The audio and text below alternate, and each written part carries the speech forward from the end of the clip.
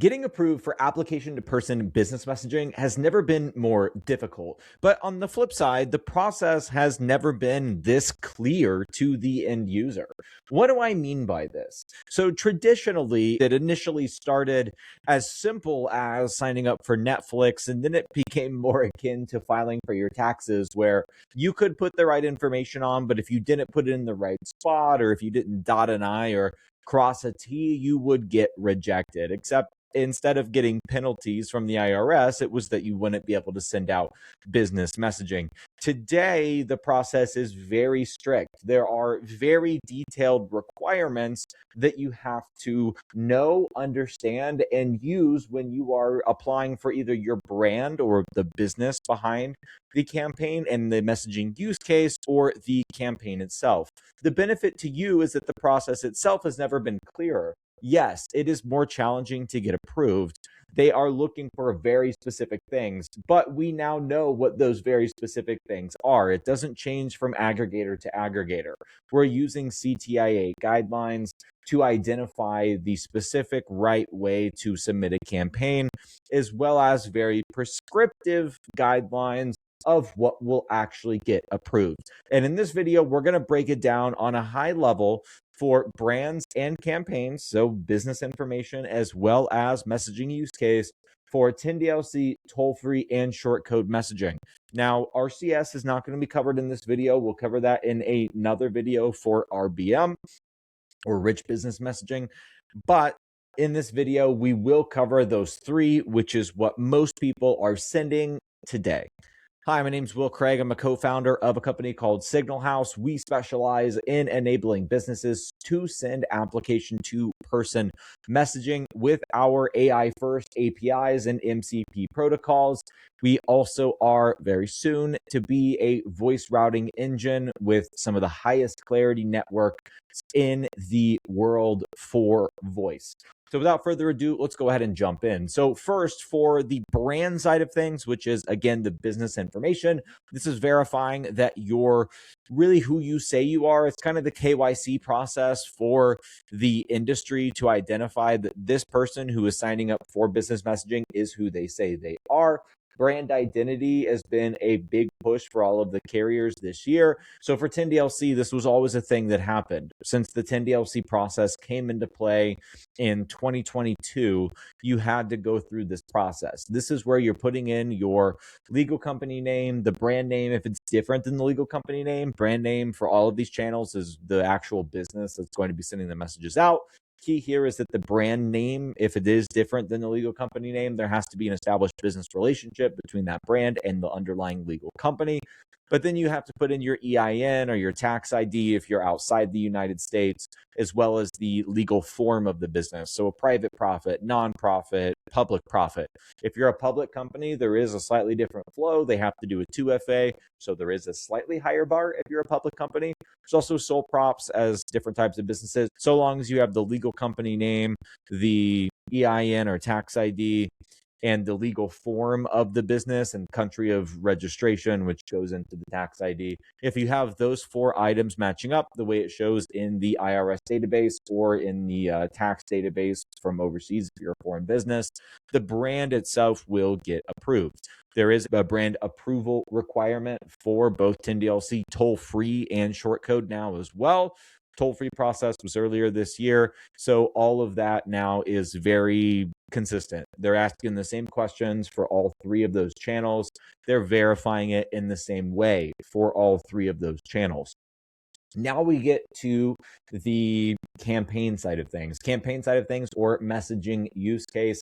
This is what the DCAs, or Direct Connect Aggregators, are going to be reviewing for all three channels. They are the total reviewer for 10DLC. For toll-free, it's going to go through the DCA as a first step. Then it's going to go through to the carriers for final review. Same with short code. There are less short code briefs and toll-free campaigns that are submitted on a day-to-day basis, so the carriers are able to review them themselves.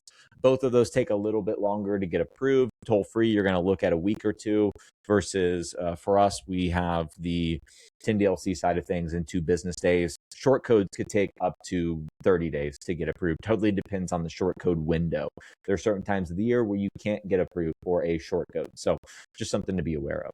Now, when it comes to the campaign side of things on the 10DLC side, what they are looking for, very simple: the who, the what, the when, the where, the how, and the cost. You having that both in your message flow as well as on your website, on the buttons that people are clicking to consent to your messages. So the who is going to be your business name. The what is going to be the type of messaging you are sending. There's non-marketing and marketing use cases. Have separate checkboxes between non-marketing and a marketing use case. The when is message frequency. So message frequency may vary, and you want to include that may there. You could literally get rejected if you say message frequency varies instead of message frequency may vary. The where is where can I find your privacy policy. Typically, this is going to be a hyperlink directly within the checkbox itself. Or you can say that it's at the bottom of the page in the message flow. You're just going to want to provide a direct link to the privacy policy within your message flow. How can I opt out, stop to opt out, and the cost. Message and data rates may apply. Again, you want to include the may there. Message and data rates apply, could get rejected, whereas may apply will not get rejected. You want to restate that in your privacy policy or in your terms of service as your SMS terms, essentially just restating all of that except for the where, because it's already in your privacy policy or in your terms and conditions. But everything else you essentially want to restate with a brief description of your business. And then when it comes to your privacy policy, they are going to Command F or Control F, depending on if you were on Mac or Windows. And then they are just going to type in share, and they want to see a statement that says, we do not share or sell data to third parties for marketing and promotional purposes.